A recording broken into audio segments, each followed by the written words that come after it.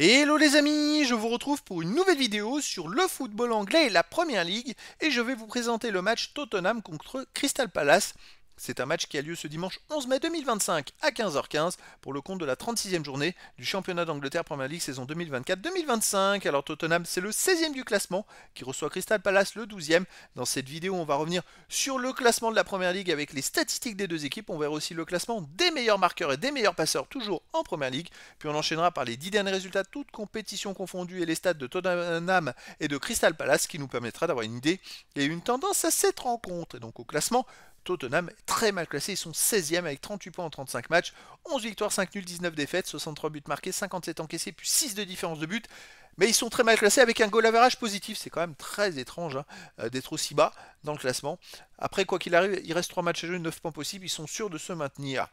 De son côté, Crystal Palace, ils ont 8 points de plus, ils sont 12e avec 46 points en 35 matchs, 11 victoires, 13 nuls, 11 défaites, 44 buts marqués, 48 encaissés, moins 4 de différence de but. Crystal Palace a 5 points de retard sur la 11e place, 5 points d'avance sur la 13e. Bon, ils n'ont plus rien à jouer d'ici la fin de la saison.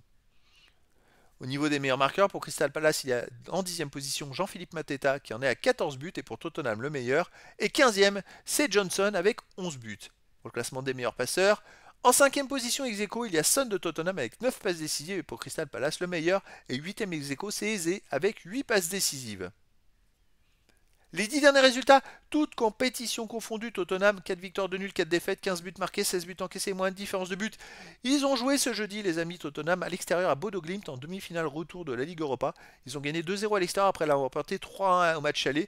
Et donc ils se sont qualifiés pour la finale de la Ligue Europa qui aura lieu le 21 mai.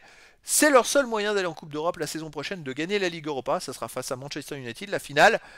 Donc on va voir ce que ça va donner. Sinon à domicile, il reste donc sur une victoire contre Bodo Glimt 3-1, une défaite contre Nottingham Forest 2-1, une nulle contre Eintracht Francfort 1 partout, et une victoire contre Southampton 3-1. Donc c'est quand même des résultats très irréguliers en même temps. Je pense qu'il va y avoir de la fatigue d'avoir joué ce jeudi. En plus, ils ont joué ce jeudi à l'extérieur, donc il y a le déplacement. Et en plus, c'était sur un terrain synthétique. Donc ça fatigue encore plus. De son côté, Crystal Palace, sur les 10 derniers matchs, c'est 4 victoires, 4 nuls, de défaites, 15 buts marqués, 15 buts encaissés, 0 de différence de but. Alors Crystal Palace s'est qualifié pour la finale de la FA Cup. Ils affronteront Manchester City, donc c'est un match, ça va être très important. Et donc en championnat, ils n'ont plus rien à jouer, mais s'ils veulent aller en Coupe d'Europe la saison prochaine, il va falloir gagner la FA Cup. Alors à l'extérieur, Crystal Palace reste sur un nul 2-2 à Arsenal. Sinon, ils ont perdu 5-0 à Newcastle, ils ont perdu 5-2 à Manchester City. Ils ont aussi fait un partout à Southampton, gagné à Fulham 3-0 et gagné 1-0 en amical à Amcam.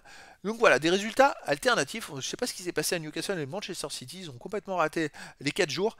Et sinon, c'est une équipe avant qui marche plutôt pas mal depuis quelques temps. Ils ont été relégables à un moment et puis ils ont enchaîné beaucoup de victoires à partir de novembre-décembre. Donc attention, ils terminent quand même la saison pas mal. Pour moi, ils sont favoris à Tottenham. Je verrais bien une victoire de Crystal Palace 2-1, surtout avec la fatigue de Tottenham. Mais après, dans le foot, tout est possible. Et donc, les amis, je vous donne rendez-vous ce dimanche 11 mai 2025 à 15h15 pour le match de football de la 36e journée du championnat d'Angleterre Première Ligue saison 2024-2025. Tottenham, le 16e du classement, reçoit Crystal Palace, le 12e. Voilà les amis, je vous dis à très bientôt pour une nouvelle vidéo.